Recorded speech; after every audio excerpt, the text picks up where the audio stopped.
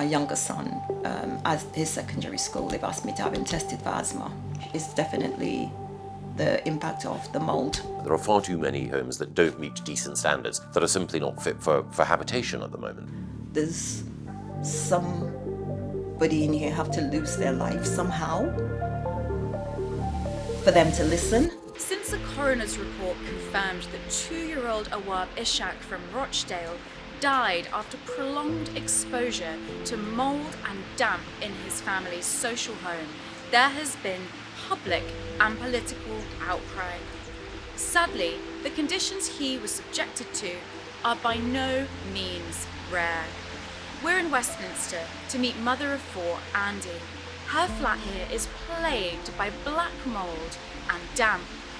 In September, the ceiling in her autistic son's room fell through and collapsed because of a leak. She is struggling to get help. The problem started just months after we moved in. We had noticed paint peeling off the walls and the mould. It's a black mould and it spreads. It's hard to clean. Tried cleaning it because what we get told when we report it is open the windows. It's because you're not opening the windows enough. It always keeps coming back in a very short space of time. It's in literally every room. By my bed, my kids' beds, on the ceiling. My adult son with the autism and physical disabilities, his room is the worst. In terms of the mould and it's returning, it comes back very quickly. It's all over the paintwork. It gets onto his bed, his pillows. It just spreads. My son's already been in hospital with pneumonia for 3 months. I really worry because of his autism. He doesn't quite get how dangerous it is for him to keep breathing in those mold spores. So my fear is him getting really, really sick because of it, because we're all coughing, we're all on inhalers. It's hard in the sense that everyone in here is mentally affected. We're all in therapy. My oldest daughter, she has asthma. And for me as well, it's the same with an inhaler. We tend to cough and cough and cough. Conveniently, Andy lives just a stone's throw away from Westminster, so we're going to see Mr Michael Gove, the Secretary of State for Housing, and we're going to ask him what he plans to do about the shocking state of homes in this country. Michael Gove, you're the Secretary of State for Housing. We have had a huge housing crisis for years, and now a child, a 2-year-old, has died. Your party has been in government for 12 years. How are you going to stop more people dying? Well, we all recognise that there is much more that we need to do in order to give tenants a fair deal in both the social housing sector and the private rented sector. And Awaab Ishak's death is a very, very powerful reminder of how much more there is to be done. So we're introducing legislation which will ensure that tenants' voices are heard, that the regulator has more powers to deal with landlords that are not looking after properties and not looking after tenants. You're right, this legislation should have been introduced earlier. It was meant to be introduced quickly after the Grenfell disaster, but I hope that people will recognise that the laws that we're bringing forward now will make a difference.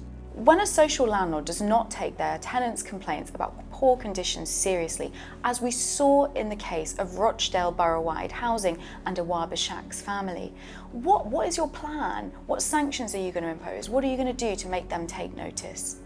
My concern with Rochdale Boroughwide Housing is not only did they not respond appropriately to the complaints that Awaab Ishak's father made, that when they did have contact with the family, their attitudes were rooted in prejudice and ignorance, and then they hid behind legal process to avoid dealing with them.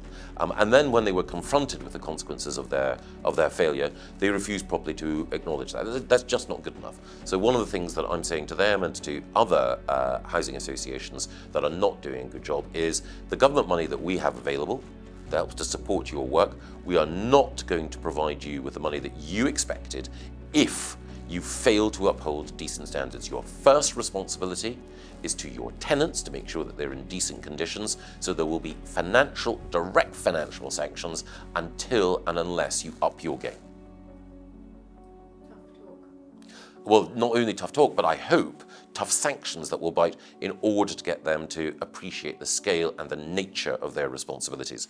As we've discussed, Awaab Ishak is not the only child living in these conditions. Earlier this week, I was with a woman who has an autistic and disabled son. There is a hole in his bedroom which was caused by a leak. There is no light. She cannot cope. It is now more clear than ever that the housing crisis is a public health crisis. What are you doing to convince the rest of the government about that? Well, I think that the housing crisis is a crisis on many levels. I think we don't have enough homes in this country, and we don't, in particular, have enough decent homes. And the government recognises that this is a crisis that needs to be resolved on many levels. And you're right, there is a public health issue here. If we're going to make sure that the NHS is there for people when they need it, we need to deal with the avoidable causes of illness that exist out there in society. And one of the principal causes of avoidable illness is poor housing. We know that some of the housing stock in this country is old, out of condition, and needs to be replaced, absolutely. But in the meantime, we have to repair and improve the condition of the homes in which so many people live. Fighting talk from Michael Gove, the Secretary of State for Housing, but as he himself noted, private and social renters have been promised more rights and legislative reform for years. They can't wait much longer. This is quite literally a matter of life or death.